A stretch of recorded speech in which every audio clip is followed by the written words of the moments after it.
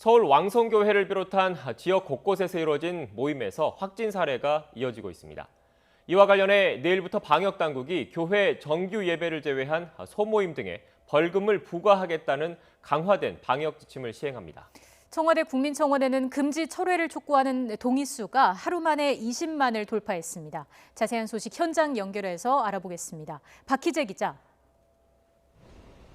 네, 서울 왕성교회에 나와 있습니다. 네, 서울 왕성교회와 관련해서 늘어난 확진자는 없었다고요.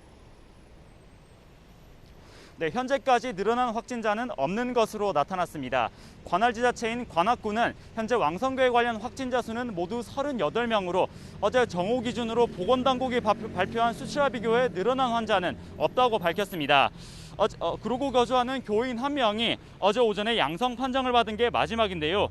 오늘 서울시가 0시 기준으로 추가로 발표한 왕성교회 확진자로 파악됐습니다.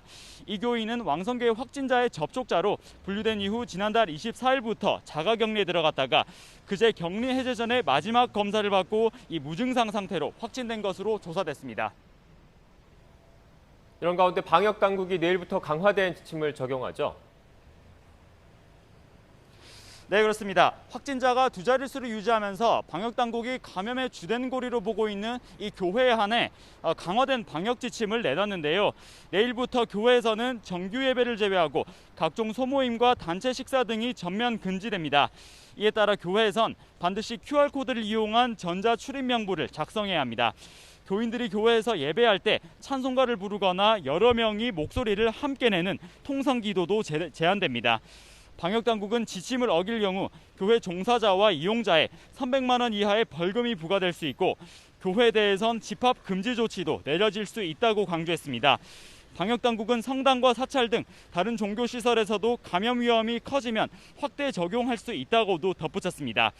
다만 이 조치를 반대하는 목소리가 점점 커지고 있는데요.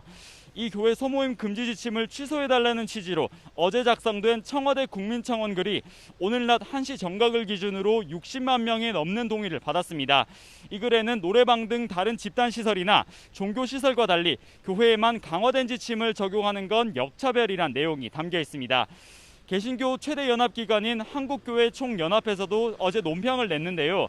감염의 문제는 모임이 아니라 개인의 방역 지침 준수 여부에 있다면서 정부 지침이 지극히 관료적 발상으로 이루어졌다고 주장했습니다.